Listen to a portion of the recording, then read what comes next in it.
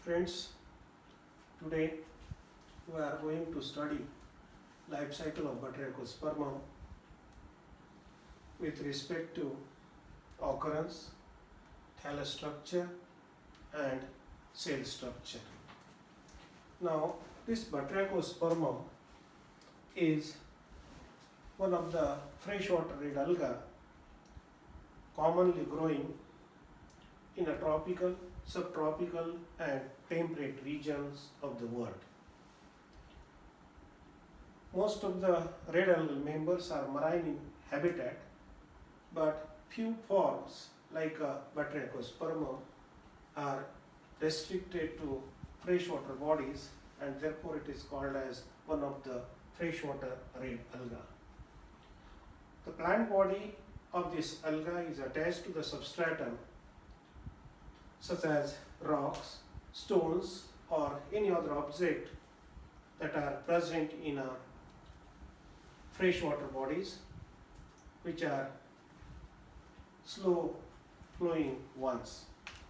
As thallus forms a thick mucilaginous masses and appears as a spawn like structure, hence commonly called as a frog spawn alga.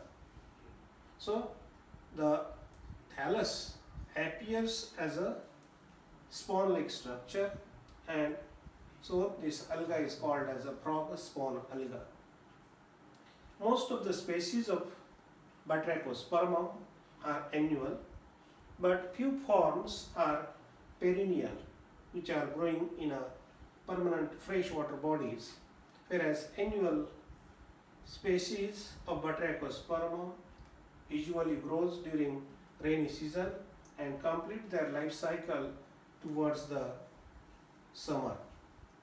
The perennial forms like Batrachospermum vagum, which grows in a permanent freshwater bodies like ponds and lakes. Now this Batrachospermum is characteristically found in clear, clean, cool and unpolluted running streams or running water bodies. As far as thallus structure is concerned, the intensity of color ranges from red to violet or blue-green, and this change in color usually represents the depth of water at which it is growing. It is observed that deep water plants, they are dark violet or reddish in color.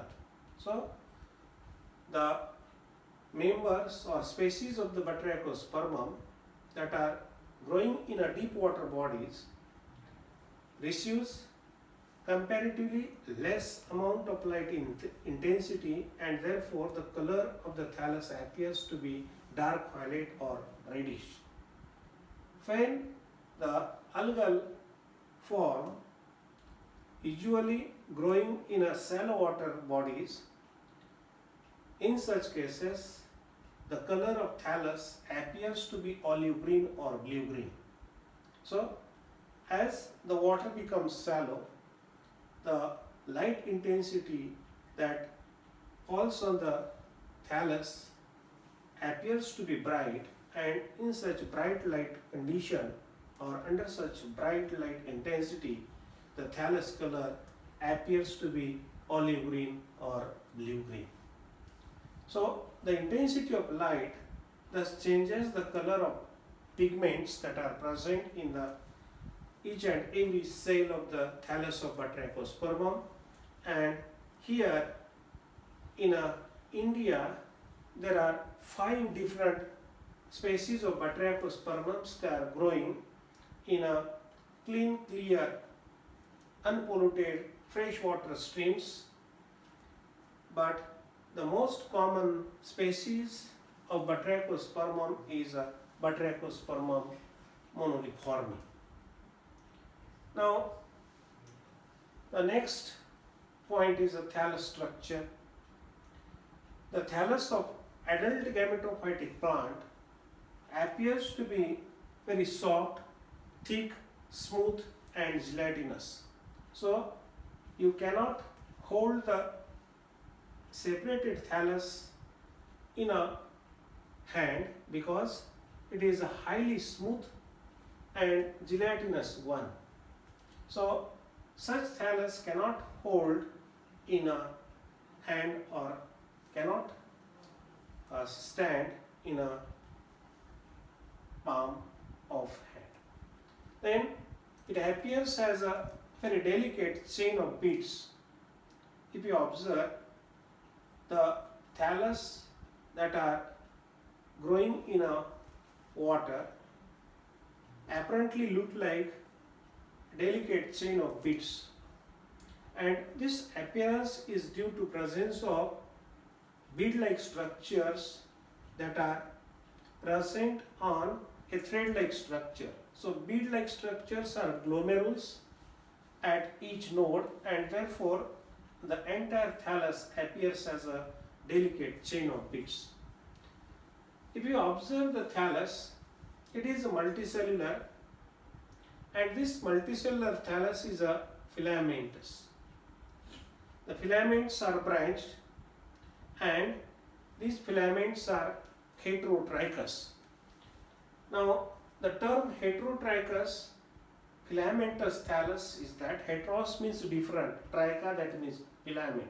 So some of the filaments of the thallus usually grows over the surface of substratum that forms a prostrate system, whereas number of filaments that are growing in erect fashion so as to form erect system. So upward growing and prostately growing filaments are there, and therefore this filamentous branched thallus is also called as heterotrichous filamentous thallus, and this erect system is usually having uniaxial construction.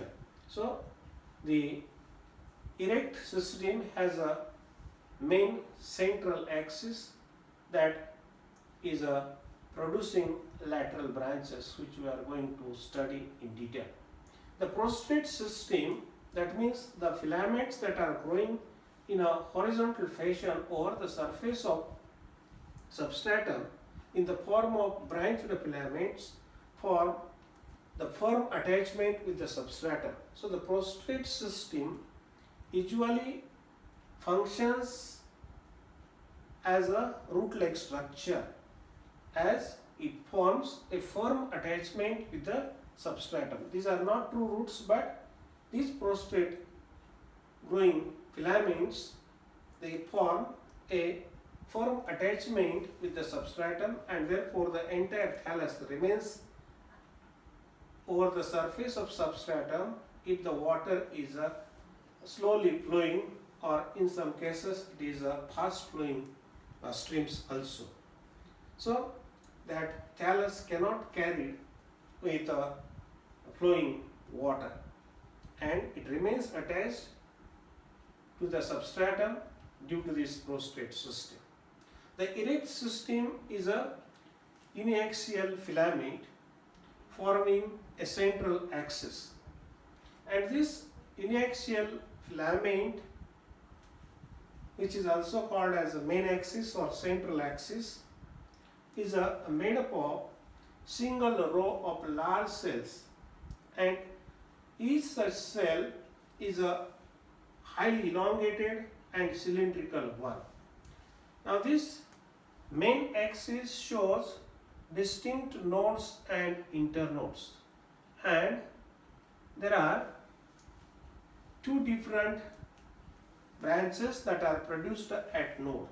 Now this is the diagram in which you can observe a delicate beaded structure of the thallus that can be observed by naked eye without any magnifying device. Now this is a portion of the thallus of a Batrachospermum under low magnification, in which you can observe this is the central or main axis, which is having a uniaxial structure. That means the one large elongated cell is placed over the other so as to form a uniseriate row, and this main axis is clearly differentiated into distinct nodes. These are the nodes, and in between these two nodes there is an internode. So this is the node, this is node, and the portion present in between node is a internode. Now here this node is composed of few cells which are very small, and these are small spherical or isodiametric cells. They are constituting node, and they are produced at the tip of the internodal cell. At this node, distinct outgrowths are produced. There are three different types of outgrowths. One type of outgrowth is showing such a limited growth, and therefore these are called as a short laterals or branches of limited growth.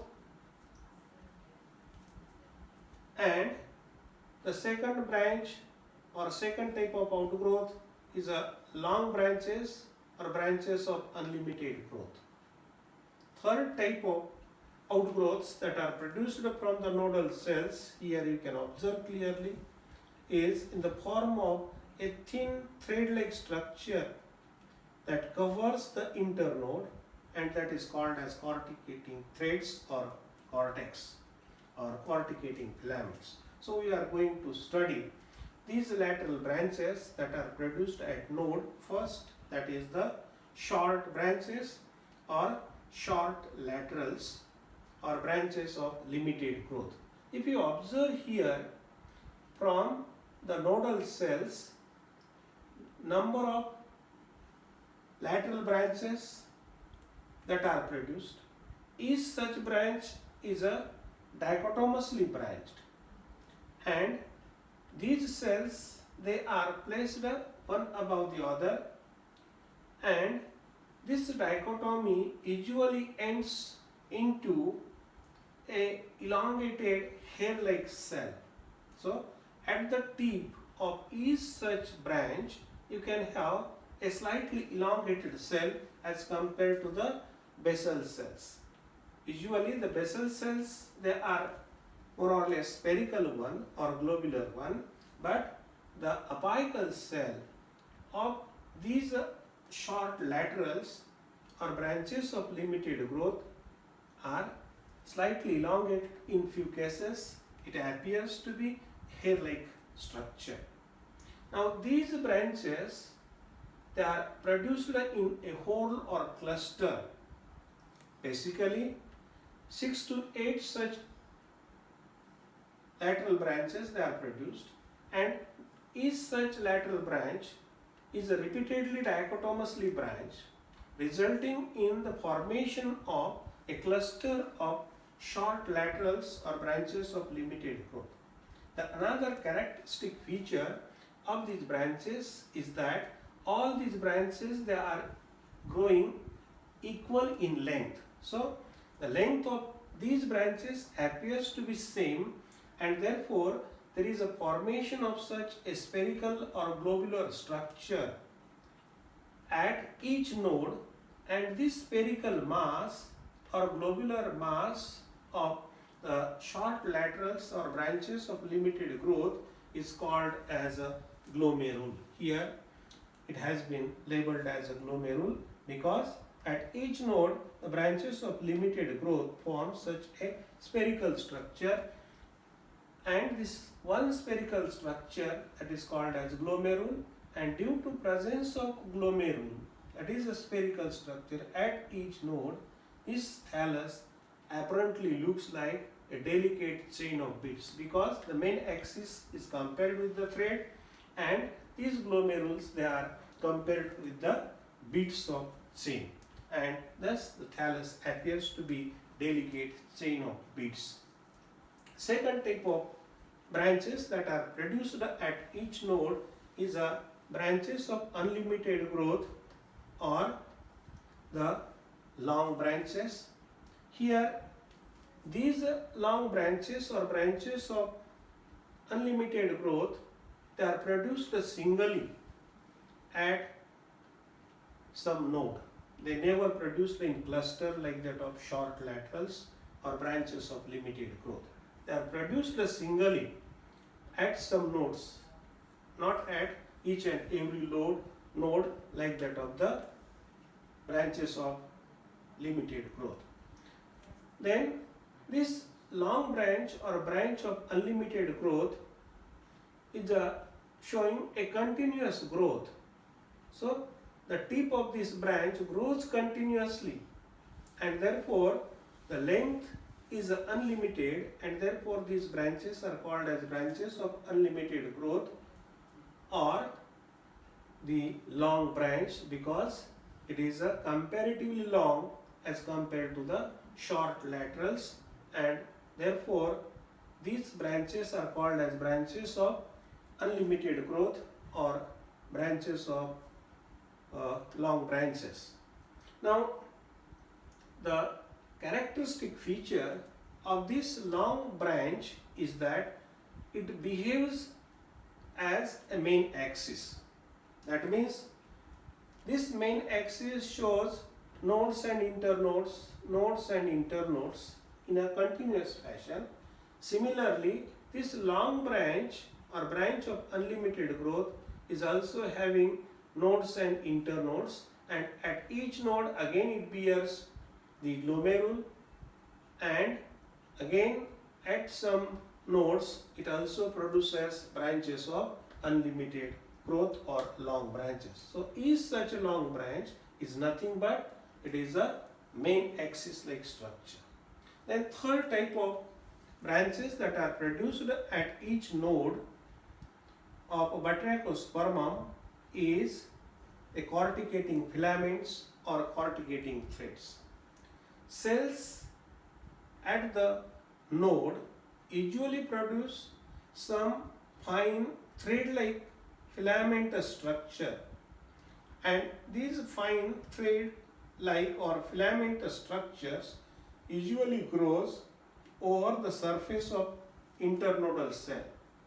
So here they have shown this is the developing corticating filament from the basal cell of the node, and it is growing in downward fashion, so that this corticating filament or corticating threads that are produced from these nodal cells usually covers the internode just below or the internode present below it.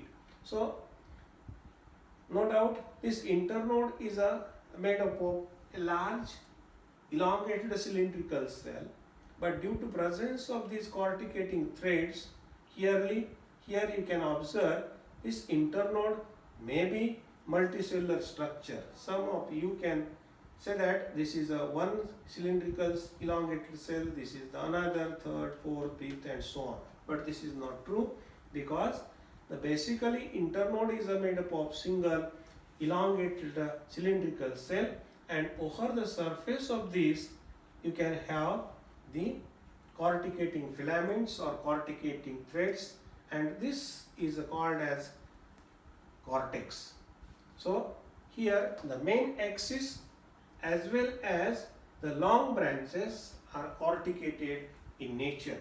So here the gametophytic thallus of Batrachospermum has a basal prostrate system that forms the firm attachment with the substratum. Then erect system is having main axis. This main axis is differentiated into nodes and internodes. At each node there is the presence of three different types of branches. One that is the branches of limited growth or short laterals that are constituting glomerule. Second one that is the long branches or branches of unlimited growth that directly behaves as a main axis or functions like a main axis, and third one, that is the corticating filaments or corticating threads. Then next point is a cell structure. Here the cells of the lateral branches as well as the main axis are uninucleate, and they are having a two-layered wall. The only difference between the cells of lateral branches and main axis is in its shape. In case of lateral branches, it is a more or less spherical one, whereas in case of main axis, the cell is a elongated and cylindrical one. Otherwise, the cellular detail remains the same, as each cell, whether it is the cell of main axis or cell of lateral branch, is a uninucleate, that means consisting of only one nucleus, and each cell is having two-layered wall or cell wall is a bilayered.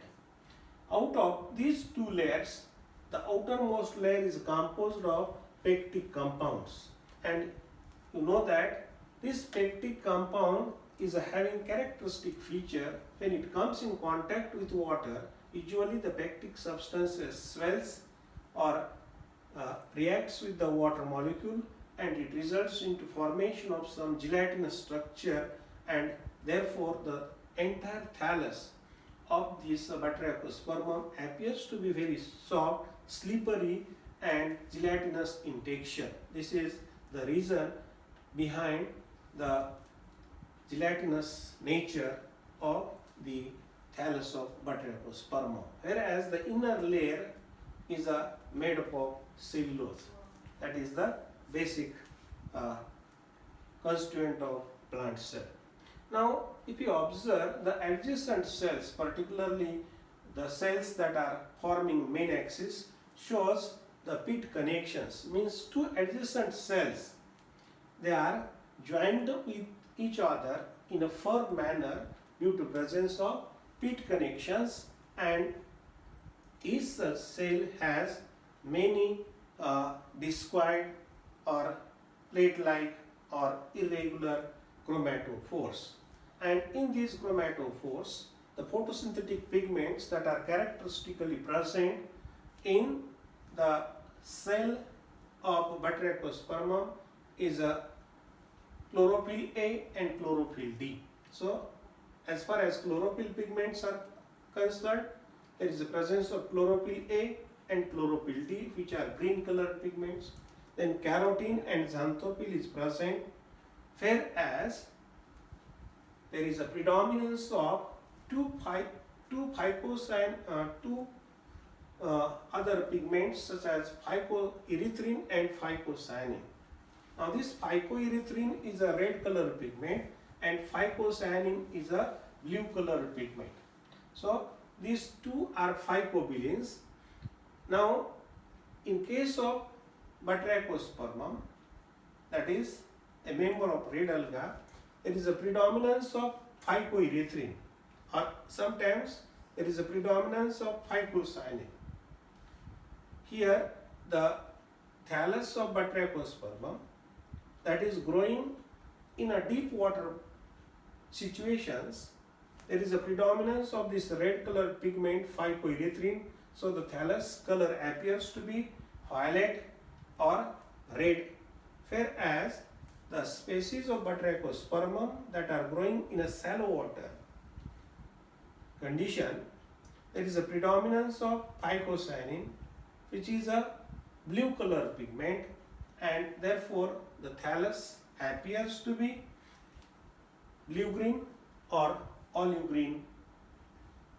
Now this means that these phycobilin pigments, that is phycoerythrin and phycocyanin, usually mask the green color of this chlorophyll A and chlorophyll D, and depending upon the predominance of phycoerythrin, the thallus color appears to be olive green or red, or if it is Predominance of phycocyanin, the thallus color appears to be blue-green in a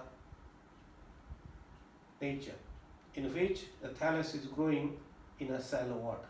Now each chromatophore has a single pyrenoid, that is the again characteristic feature, and the reserved material that is present in the cell of Batrachospermum, which is a red algal member, is a Floridian starch.